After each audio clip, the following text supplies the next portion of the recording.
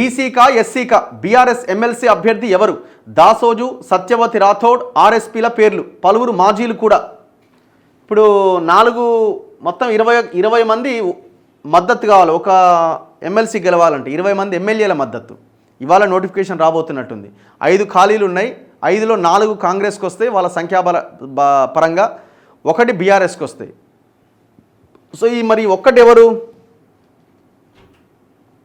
ఈ ఒక్క సీట్ ఎవరికి రాబోతున్నది చూడాలి. ఎందుకంటే లాస్ట్ టైము ఈయన దాసోజు శ్రవణ్ గారికి కూడా వచ్చినట్టే వచ్చి ఆగిపోయింది.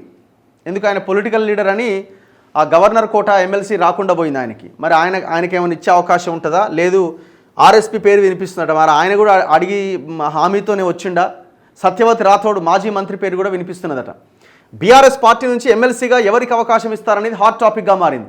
పోటీ తీవ్రంగా ఉండడంతో పార్టీ అధినేత కేసీఆర్ ఆశీస్సులు ఎవరికి ఉండబోతున్నాయి? బీసీకి ఇస్తారా, ఎస్సీకి ఇస్తారా అనే చర్చ కూడా పార్టీలో జోరందుకున్నదట. ఇప్పటికే పలువురు ఆశావహులు అధినేత వద్ద క్యూ కడుతున్నట్టు సమాచారం.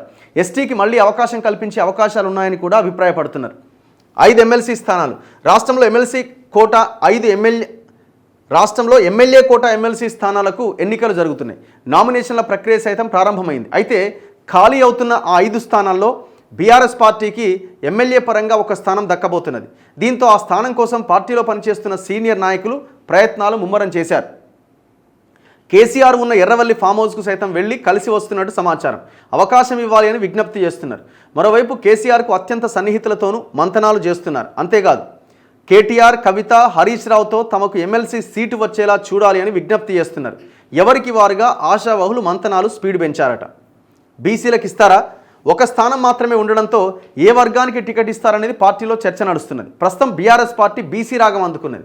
రాబోయే స్థానిక సంస్థల ఎన్నికల్లోనూ 42% కేటాయించాలి అని డిమాండ్ చేస్తున్నది. ఈ తరుణంలో బీసీలకు ఎమ్మెల్సీ టికెట్ ఇస్తారా, లేదంటే వాదానికే పరిమితం అవుతారనేది హాట్ టాపిక్గా మారింది. బీసీ అయితే దాసోజు శ్రవణ్ ముందు వరుసలో ఉన్నారట. ఆయనకి లాస్ట్ టైం కూడా కొంత అన్యాయమనే అనాలి. గవర్నర్ కోటాలో ఆయనకి గవర్నర్ కోటాలో రాలే. గవర్నర్ ఆ రోజు నేను పొలిటికల్ లీడర్ అని వాళ్ళు ఇచ్చినటువంటి రిక్వెస్ట్ని రిజెక్ట్ చేసింది. మరి దాసోజు శ్రవణ్తో పాటు మాజీ మంత్రి జోగు రామన్న, ఆలేరు మాజీ ఎమ్మెల్యే బూడిద భిక్షమయ్య గౌడ్, మాజీ ఎమ్మెల్సీలు వీజీ గౌడ్, స్వామి గౌడ్ సైతం ప్రయత్నం చేస్తున్నారట. ఎవరి ప్రయత్నాల్లో వాళ్ళు ఉన్నారు. దాంతోపాటు ఎస్టీ సామాజిక వర్గం నుంచి మళ్ళీ మాజీ మంత్రి సత్యవతి రాథోడ్ ఆశిస్తున్నారట. కేసీఆర్తో పాటు కేటీఆర్ను సైతం ఈ విషయంపై కలిశారట ఆమె.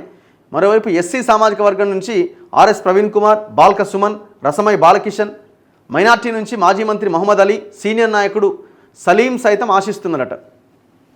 మరి ఎవరికి ఇస్తాడు ఏందన్నా చూడాలి.